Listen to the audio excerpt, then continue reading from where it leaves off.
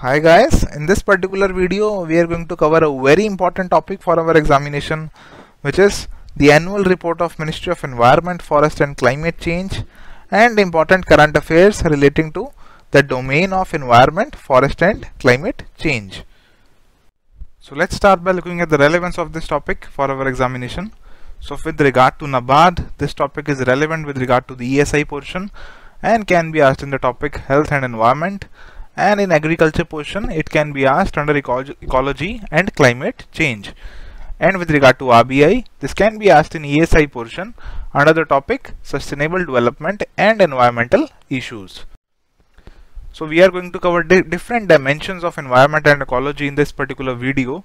We are going to discuss different conservation measures, different aspects of biodiversity conservation, international arena and international collaborations in this regard, policy measures and initiatives taken by the government, the issue of climate change and pollution control. So before proceeding, let us first look at the nodal ministry for this particular area, which is Ministry of Environment, Forest and Climate Change, which is guided by the principle of sustainable development. Now this particular ministry oversees the implementations of India's environment and forest policies and any programs which relate to country's natural resources, wildlife, pollution control. And this is also the nodal agency for UNEP and UN Conference on Environment and Development, that is UNCED. It also coordinates with different global agencies like Global Environment Facilities, Economic and Social Council for Asia and Pacific or ESCAPE, and even SAARC. Now let us look at important schemes, initiatives and policy measures which have been covered in the annual report of the government, and some have made headlines in the recent past. Next is Biodiversity Conservation and Rural Livelihood Improvement Project, or BCRLIP. So this one is a World Bank aided project and it is being implemented as a centrally sponsored scheme. Important aspect of this particular scheme is that it will be covering 4 important landscapes which are located at Askot in Uttarakhand, Rann of Kutch in Gujarat, Satpura in Madhya Pradesh and Maharashtra, Agastyamalai in Tamil Nadu. And there are 3 field learning centers also in this regard, which are in Gir, Gujarat, Kalakkad Mandutharai Tiger Reserve, Tamil Nadu, and Periyar Tiger Reserve, Kerala. So this one is another important initiative. Next is National Green Corps program, which has made itself conspicuous in different parts of the report.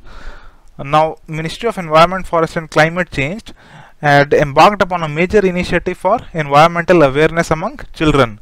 So this particular program relates to environmental awareness among children, and this was to be achieved by formulation of National Green Corps in 2001-2, and today there are around 1 lakh eco clubs across the country, and financial assistance is also being provided to schools and colleges under this particular program for generating environment awareness among children. So now let us look at an important book which was released recently and is also mentioned in the annual report of the ministry. The book is titled Samanvay, Harmonizing Traditions and Modernity, and this was launched by the Honorable Minister of Environment, Forest and Climate Change. Next is Ecosystems Service Improvement Project. So India has recently signed an agreement with GEF, which is Global Environment Facility, agreement with the World Bank for this particular project, which is Ecosystem Service Improvement Project. So this one is an externally aided project which aims to protect, restore and enhance India's forest cover and ultimately maintain ecological balance in India. It will be implemented in the states of Chhattisgarh and Madhya Pradesh for 5 years by the concerned ministry through the Indian Council of Forest Research and Education under the National Mission for Green India. So these will be the focus states for this particular project, that is Chhattisgarh and Madhya Pradesh. So National Mission for Green India will be the overall ambit under which this program will be working, and this mission is one of the 8 missions outlined under the India's action plan for addressing the challenge of climate change under National Action Plan on Climate Change. Now let us look at the Green Skills Development Program. So as its name only suggests, this project is related to development of green skills at an all India level. So green skills are those particular skills which are needed to adapt different things, different products, different services and different processes. Everything should be adapted to climate change. We have to develop those kinds of skills that we are able to adapt each and everything to the climate change and environmental requirements and regulations. And for this particular purpose, the NVIS hub will be playing a key important role, and the Ministry of Environment, Forest and Climate Change has taken up this particular initiative for skill development in the environment and forest sector to enable India's youth to gain employment or self-employment. So with green skills, India's youth will able to gain employment and will also be able to sustain itself. So NVIS, or Environmental Information System, is an central sector scheme which was launched way back in 1982-83, and this is being implemented by the Ministry of Environment, Forest and Climate Change. It focuses on providing environment information to different stakeholders, which include decision makers, policy planners, scientists, engineers, research workers, etc. all over the country. And a large number of nodes, which are known as NV centers, have been established across the country to cover the broad subject areas of the environment, and the focal point is established in the Ministry of Environment and Forest. So this is an information portal with regard to environmental related information in India. Next is Project Blue Flag. Now this particular project has been launched by the Environment Ministry, and the aim of the project is beach cleanup and development. Under the project, each state or union territory will be nominating a beach, and that beach will be funded through ongoing integrated coastal zone management program. And the ultimate objective of the government is that the beaches in India should obtain Blue Flag certification, and this particular certification is awarded by the Foundation for Environmental Education. So this project relates to beach cleanup and development in India. Now let us look at the GOBARDHAN YOJANA, which was announced in the budget of 2018-19. So this one is a very recent scheme and very important one for the examination. So GOBARDHAN means galvanizing organic bioagro resources dhan. This has been recently launched by the Haryana government. This will be implemented under the Swachh Bharat Mission Grameen, and its objectives would be twofold. One would be to make the villages clean, and the other would be to generate wealth and energy from cattle and other waste. The ultimate objective would be focusing on managing and converting cattle dung and solid waste to compost, biogas and bio-CNG. So waste will be getting converted to energy, and ultimately the villages will get clean, and there will be energy also for different purposes in the villages. So this is about GOBARDHAN YOJANA. So an important policy change that was made recently, that bamboo will no longer be classified as a tree. So recently Indian President has cleared an ordinance that Indian Forest Act has to be amended to exempt bamboo which is growing in non-forest areas. So bamboo which is being grown in the non-forest areas would be exempted from the definition of trees. So why this would benefit a lot of people? Because this will ultimately promote cultivation of bamboo in non-forest areas, because this particular bamboo would not be covered under different forest regulations, and this will ultimately help achieve the objective of increasing the income of farmers who will be using bamboo for different purposes, especially in northeast and central India, and also increasing the green cover of the country. So PRAKRITI, PARYAVARAN or HUM initiative. So this particular initiative was initiated under the Swachh Bharat Mission on 15th of June 2017 in National Zoological Park. The objective of the mission is to intensify the implementation of Swachh Bharat Abhiyan in each of the states, union territories, and under this initiative, senior officers of the Ministry of Environment, Forest and Climate Change have been assigned one state and UTs, and they will be looking out different aspects relating to implementation of this particular initiative in those areas. So this is an important initiative under Swachh Bharat Mission for protection of environment.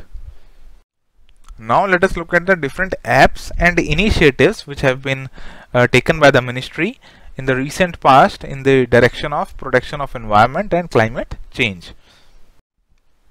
So first one is the E-GREENWATCH. Now E-GREENWATCH is integrated e-governance portal for streamlining and effective management of processes related to plantation and other forestry works. Let us understand this in a bit more detail.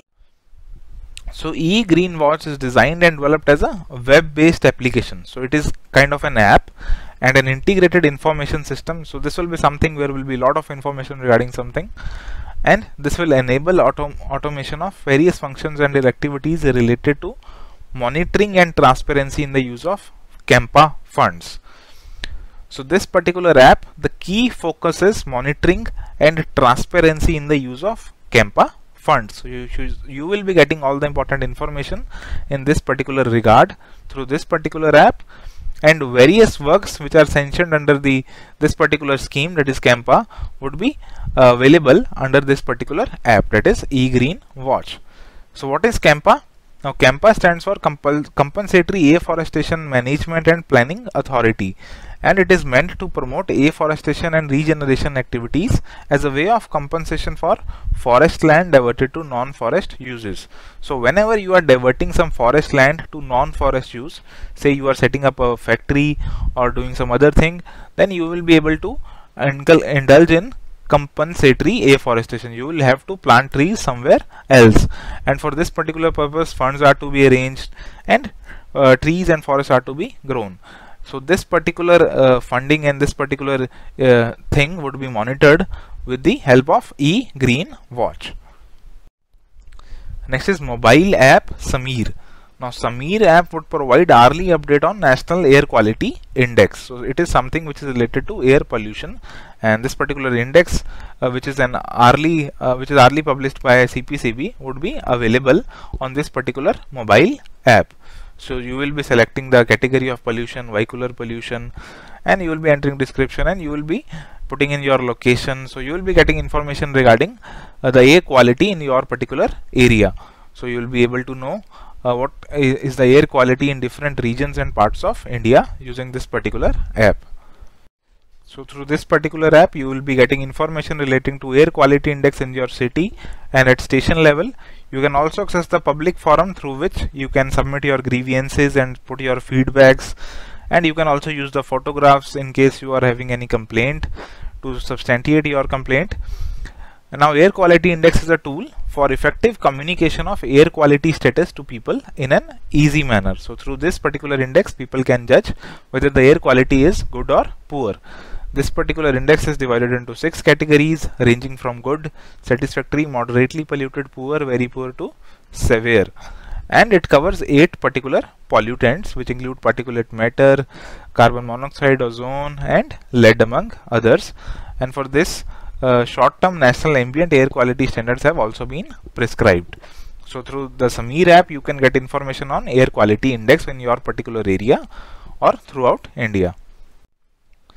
Next is PRAKRITI KHOJ, which is an online quiz. So the ministry's report talks about PRAKRITI KHOJ, which is an online quiz. This is an environment initiative which was launched across different schools in India recently, and the students were required to participate in this particular quiz. The objective was to generate interest among the school children about the science related to environment, interactions within it and problems therein. The quiz will provide a unique platform for the students. So through this platform students can judge whether they are having adequate awareness level regarding environmental issues. Next is Operation WILDNET. Now as its name only suggests, it was launched to counter the menace of illegal trade through e-commerce platform.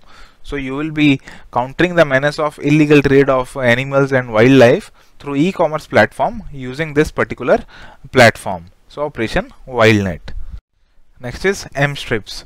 So MSTRIPS stands for Monitoring System for Tigers Intensive Protection and Ecological Status. So this particular initiative was launched, and this is a software based application to monitor the movement of tigers across the country. So next is E-Track for Industries. So this is an online portal, and through this particular portal you can track the gross polluting industries, and you can obtain information on different categories of gross polluting industries. Through this particular portal industries can take their approvals, necessary legal provisions they can comply through this particular portal. Now let us look at the initiatives in the direction of regeneration and eco development. So first one is the National Green India Mission. So National Green India Mission is one of the 8 missions under National Action Plan on Climate Change, and the objective of the mission is to protect and enhance India's diminishing forest cover. It envisages a holistic view of greening and it focuses on multiple ecosystem services. So we'll be focusing on different ecosystem services like carbon sequestration, emission reduction, etc. So this is a very broad mission in which you will be focusing on different things, and the objective would be to protect and enhance India's diminishing forest cover and to counter the effect of climate change. If you look at the specific objectives of this particular mission, they include to increase the forest or tree cover to the extent of 5 million hectares and to improve the quality of forest tree cover on another 5 million hectares of forest non-forest lands. So we have to increase the forest cover and we also have to improve the quality of the forest cover.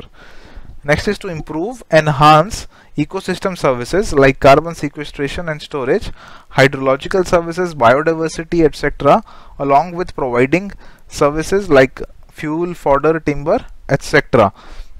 So next important objective is to enhance ecosystem related services and to focus on providing different kind of services.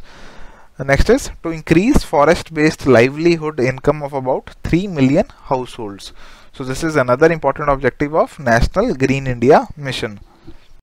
Moving on, let us look at the new guidelines which have been issued with regard to compulsory afforestation. So compulsory afforestation, as we also looked at in the E-GREENWATCH app, it refers to afforestation activities which are carried out as a way of compensation for diverting forest land for non-forest purposes. So recently Environment Ministry has issued new guidelines specifying criteria for suitability and identification for land banks for compensatory afforestation. And now the statutory framework for this particular compensatory afforestation comes from the Forest Conservation Act 1980, which provides that whenever a forest land is to be diverted for non-forestry purposes, the equivalent non-forest land has to be identified for compensatory afforestation so that the overall forest and tree cover in the country is preserved. Next is National Afforestation and Ecosystem Development Board. Now, in order to promote afforestation, tree planting, ecological restoration, eco development activities in the country, this particular board, that is National Afforestation and Ecosystem Development Board, was set up in August 1992. This board operates two major schemes which include National Afforestation Program Scheme and Eco Development Forces Scheme. So you can see here the logo of this particular board and the tagline as well, Jahan hai Haryali, Wahan hai Khushhali. So the two major initiatives of this particular board are National Afforestation Program and Eco Development Forces Scheme. So National Afforestation Program is a flagship scheme of this particular board, and under this particular program the focus is on providing support, physical as well as capacity building to the forest development agencies. Forest development agencies in turn undertake holistic development in the forestry sector with the ultimate participation of people at large. So this is National Afforestation Program. Next is Eco Development Forces Scheme. This was initiated by the Ministry of Defence in 1982 and NAEB is only facilitating the scheme. The aim of the scheme is to secure the involvement of ex-servicemen in afforestation and eco development in remote and difficult areas. So in this particular scheme, we are seeking the support of ex-servicemen for eco development in remote and difficult areas. So now let us look at the National Adaptation Fund on Climate Change, which was launched way back in 2015 with an outlay of 350 crores to meet the cost of adaptation to climate change across the states and union territories of India, and more focus was to be on the states which are particularly more vulnerable to adverse effects of climate change. And for this particular scheme, National Bank for Agricultural and Rural Development, that is NABARD, is the national implementing entity. So this is an important fact which may be asked in the examination. So guys, this is the end of discussion for video number 1 relating to annual report of the Ministry of Environment, Forest and Climate Change and important current affairs in this particular regard. Thank you.